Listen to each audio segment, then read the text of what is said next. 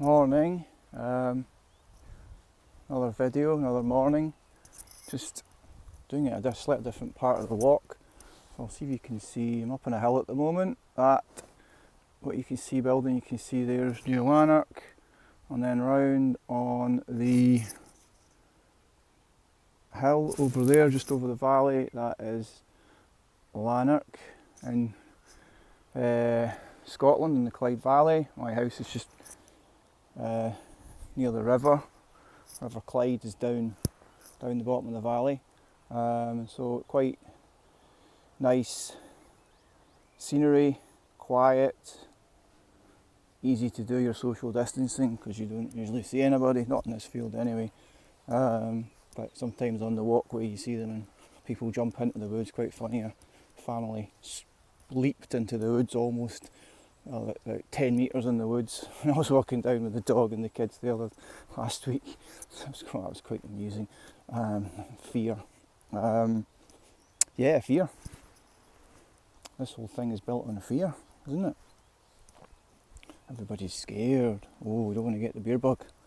Oh no, let's all hunker down and it's amazing what fear can do. Fear, I suppose it's all dictators and use fear to control populations, which is kind of what they're doing at the moment. Not that we've got a dictator, but we've got an illusion of democracy. We don't really have democracy. Each party's just the same, left and right, just the same, flying on the same bird. The bird's the system. There's nothing fundamentally wrong with the people, it's the system. There's nothing wrong with a bird. It's got the flu. It's got the avian form. Then the same with the financial system as well. It's fundamentally flawed. Which leads me on to the chancellor in a press conference, saying that everything will get back to normal really quickly once this is over.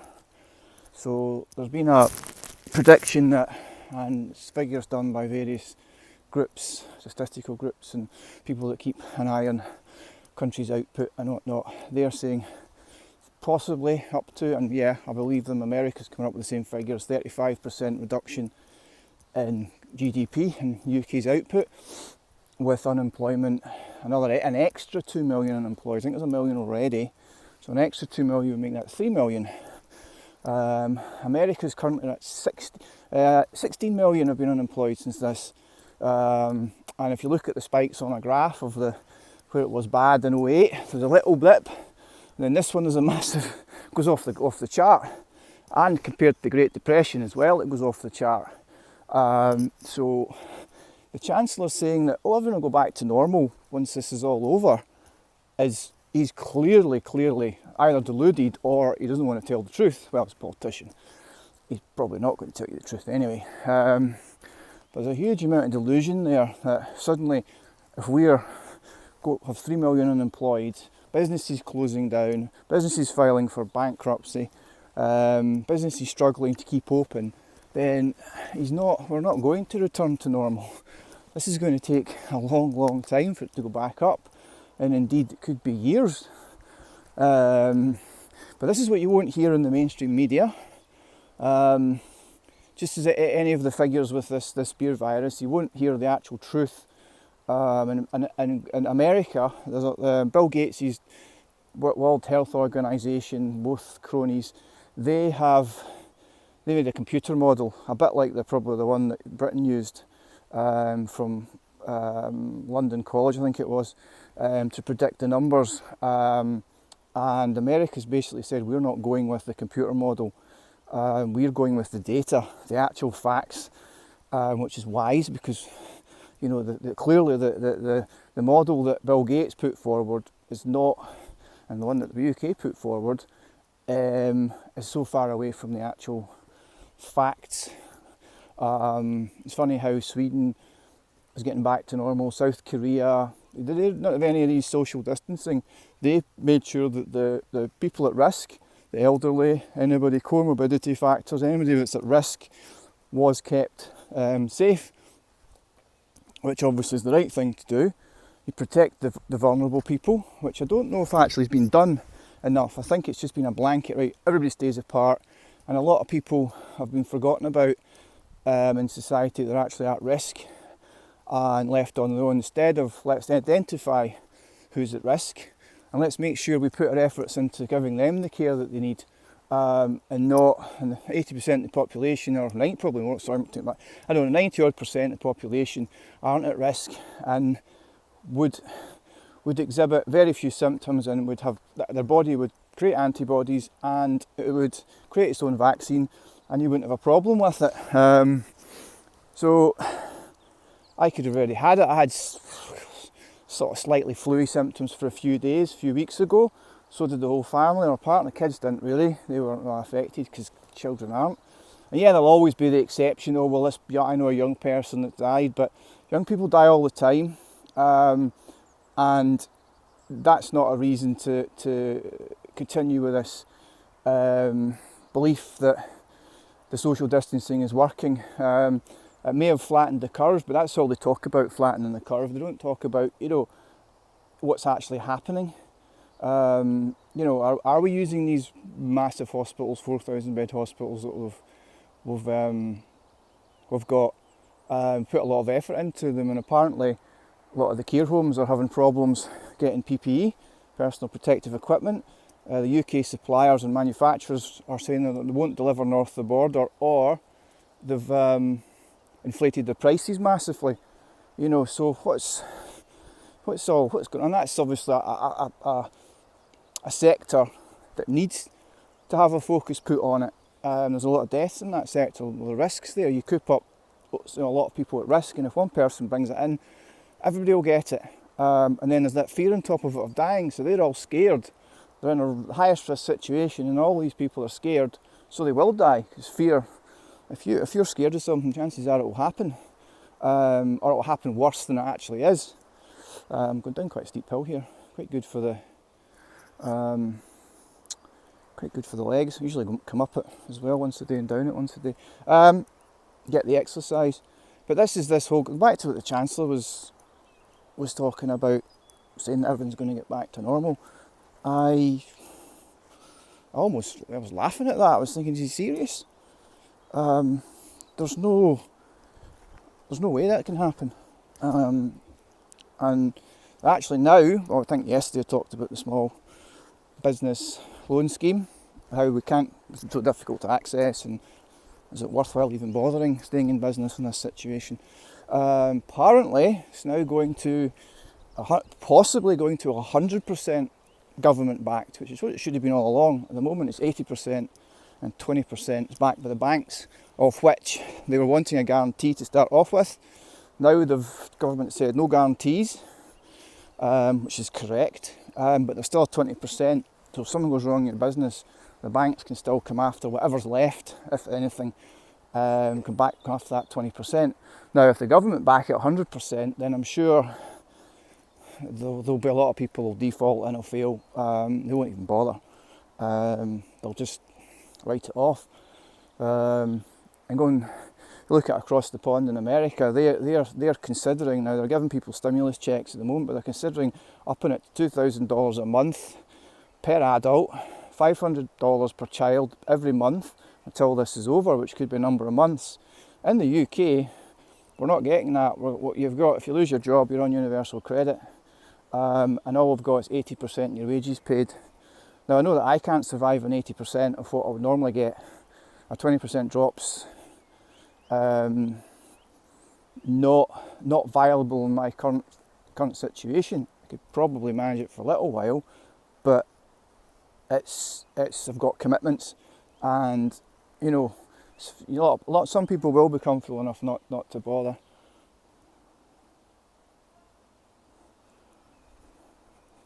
Hang on, there's a dog.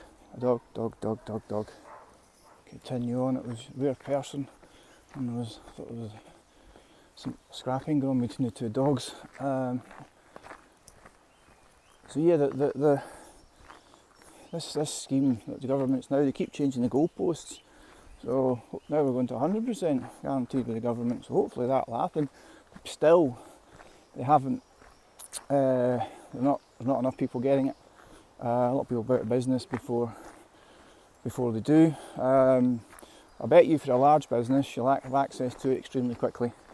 So yeah, and what the Americans were doing, giving out the money, which obviously you print or create these digits, so you know there's got to be a consequence of inflation, but it'll keep people at least being able to live until this is over, albeit you have to pay it back in your taxes eventually. But the British government was 80%, and we can't as a business. The scheme opens apparently on the 20th of April, so this all started on the 1st of March you can claim from. So you've got we had to pay all of March, and you have to pay April, okay? And then when do you get your check? Is it when do you get the money back in? Is it May or is it June? So if it's June, you're going to make another. So that's paying your salary for 3 months with paying people's salary 3 months with no income coming in. That in alone is enough to. Most businesses don't have more than a month's worth of running costs in an account. You know, they're not going to have 3 months worth of running costs. You're not going to get the salaries. We've got everything else to keep the. You've still got to pay insurance. You've still got to pay your rent. You've still got to pay the heating, the lighting, any other utilities. All that still has to be paid. And it's not, you know, it's when we pay our salaries, we have to pay the PAYE, all the taxes involved in that as well, and that's a substantial amount on top of what you would normally, you know, just the salary figures. Yeah, okay, you could have said you can defer VAT, so you've got your VAT this quarter can be next quarter. Still have to pay it though. The end of the day, and a lot of people will be getting VAT in because they'll be charging, so they'll get it in their bank account, and they'll be using that money to go and pay the wages. So when it comes to them actually having to pay the VAT next time, they won't have the money to pay it, they'll have spent it. It's a big snowball effect. So it all keeps developing daily, but the Chancellor's, people were saying he seems to be, you know, he's doing something that's extraordinary, and he's come across as, I don't know really well, I don't know the guy, but it seems to me that there's a lot of this mainstream media is just in cloud cuckoo land. But what's actually happening? The realities of it are, I don't know, is everybody just in a bubble? I think they are at the moment. I think people are in a bubble. I'm in a bit of a bubble, I must admit, because you don't know, you know, but my routine's not changed drastically. Still go out in the morning early, walk the dog, still work through the day from the house, still take the dog out again for another walk. So mine hasn't changed, but I know a lot of people's will have.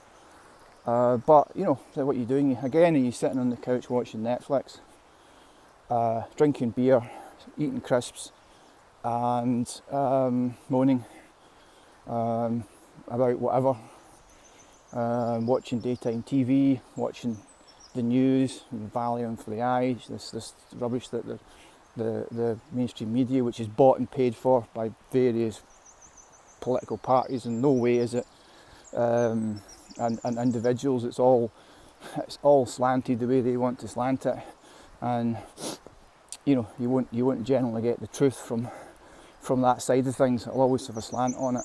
I mean, even the stuff you get on YouTube, obviously, there's still, you've got the angles on it, but at least you get every side of the argument on YouTube and digital and online media. You will get, and it's been able to decide which is where the truth is and where it's not. And all the figures for this supposedly blip and we'll be back to normal. All the charts, all the figures, all the indicators are worse than it's ever been. It's never ever had something like this before. So how can it go back to normal? How can he say it'll be back to normal quickly and we'll all be back happily going about our business and producing as well as we did before? I think that's deluded, and I'm just going to go with what my gut says and what the numbers say, not what the Chancellor says and not what the mainstream media says. I'm going to plan my business and my future around the realities, and not the other side of the coin, which is almost a complete flip. And that's what I'm going to do. So hopefully you'll get some value out of this video. and I'll see you tomorrow for another walk and talk with Rex the dog. As I say, these are unscripted, just off the top of my head, so they can be a bit random. I may start trying to have a format in each one. I do have various other interests as well, don't just ramble on about this sort of stuff. I'm really into cars, classics, modern classics, anything interesting, and I have been in business buying and selling them, and have a number of interesting cars over the years, so maybe I'll do some videos on that side of things. I'm into my diet, fitness, health. Again, I don't listen to the government's 8 to 5 a day and take your 10-minute walk. I use my own brain and my own intuition and to research these things and look into different diets. So maybe I'll do some videos on those as well. And lifestyle, which is a big thing now. I think you can really have a chance to change your lifestyle.